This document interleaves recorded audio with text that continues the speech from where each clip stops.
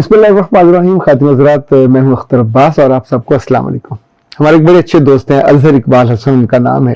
ये पिछले दिनों जनूबी अफ्रीका गए हुए थे, वहाँ कीनिया भी गए और आगे तंजानिया भी गए और युगांडा भी गए।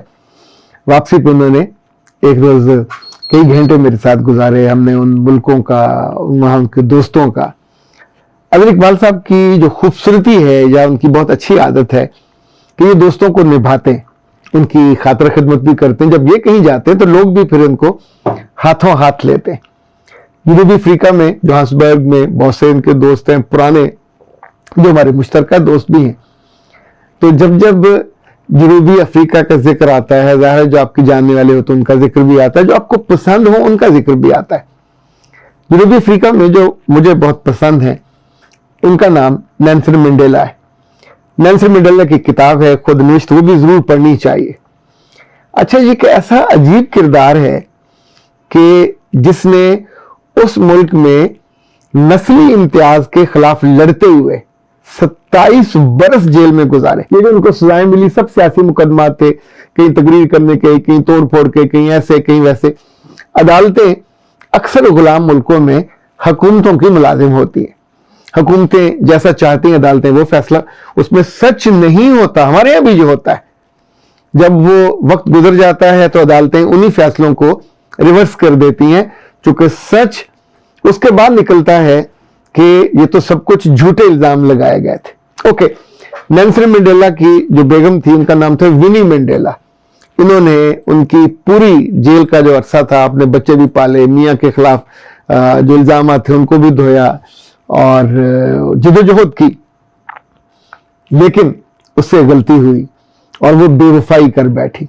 सो जब ये रिहा हुए और बाद में फिर मुल्क के सदर बने तो फिर उनकी डिवोर्स हो गई और नेल्सन मंडेला के मरने के 5 साल बाद वो भी फौत हो गई। सो ये भी सीखने वाली चीज है कि जब आप असूली तौर पे काम कर रहे होते हैं, वफादार होते हैं, तो आपकी बहुत इज्जत होती है। डिवोर्स के बाद विनी का कोई नाम, वरना जनूबी अफ्रीका में जो नेशनल उनकी कांग्रेस थी उसकी वो पहली सदर भी थी और उसका बड़ा नाम था, दुनिया भर में उसका बड़ा एक बहादुर खातून के तौर पे चर्चा होता था। पर बेवफाई आपको लेकर बैठ जाती है।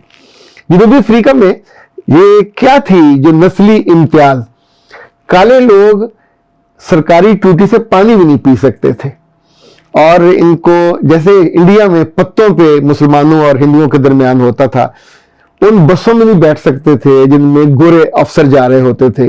उनके कुत्ते बैठ सकते थे, काले नहीं बैठ सकते थे। सो उनकी नौकरियां, उनकी जिंदगी जानवरों से भी बदतर थी। इसी को नस्ली इम्तियाज कहते हैं कि गोरा रंग हो तो वो टॉप का होगा, सदर भी होगा, वजीर भी होगा, आगे भी होगा, पर कालों को मौका नहीं मिलता था।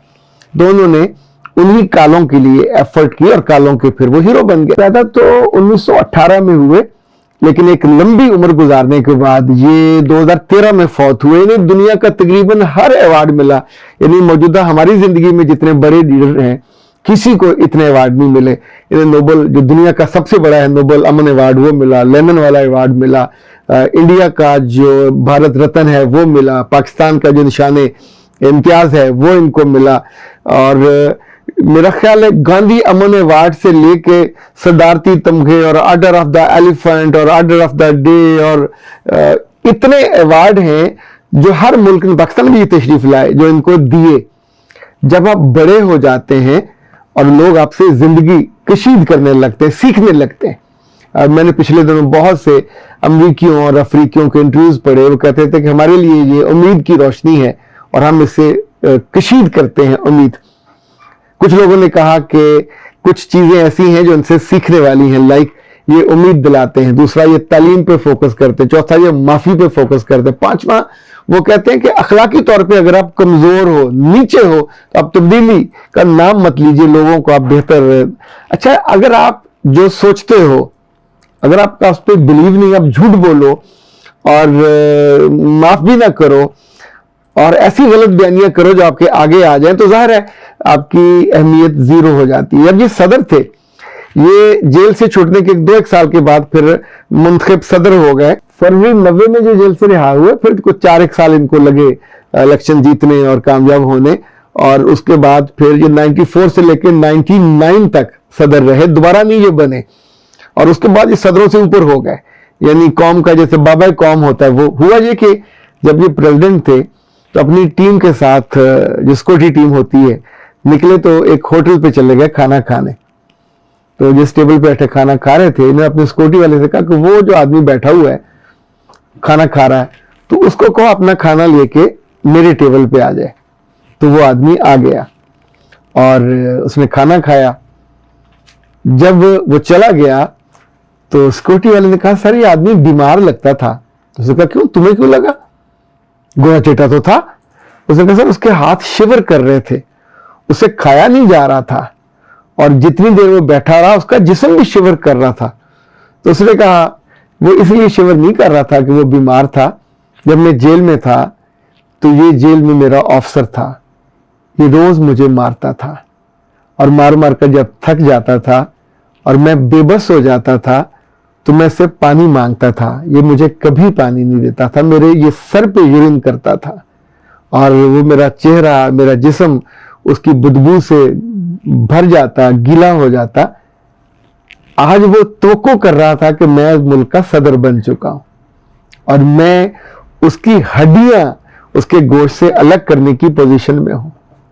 سو وہ ڈر رہا تھا کہ میں اس کو جتاؤں گا، میں اس کو احساس دلاؤں گا، پر میں نے اس بارے میں ایک لفظ نہیں کہا، ایک بات نہیں۔ اس موقع پہ ایسا خوبصورت جملہ کہا، اس نے یہ جو انتقام ہے یہ قوموں کی تعمیر نہیں کرنے دیتا، یعنی اس میں ایسی کوئی تقریب شامل ہوتی ہے کہ پھر آپ بدلے لیتے ہیں، لیکن اگر آپ نے تعمیر کرنی ہے، قوم کو آگے لے کے جانا ہے، تو پھر آپ کو پہلا کام تو صبر کرنا ہوتا ہے، اور دوسرا پھر آپ کو بدلے کی اس کیفیت سے نکلنا ہوتا ہے کہ کس نے آپ کے ساتھ کیا کیا، تو اس کو سزا دینے میں اور اس کو اپنے جبر سے ڈرانے میں جو دلچسپی ہے، یہ پھر آپ قوم کی رہنمائی کے منصب سے نیچے آئے۔ تو آخری جملہ اس موقع پہ نیلسن منڈیلا نے کہا وہ یہ تھا کہ جو کمزور شخصیت کے لوگ ہوتے ہیں، ظاہر دو طرح کی شخصیتیں ہوتی ہیں، ایک کمزور شخصیت ہوتی ہے، ایک مضبوط۔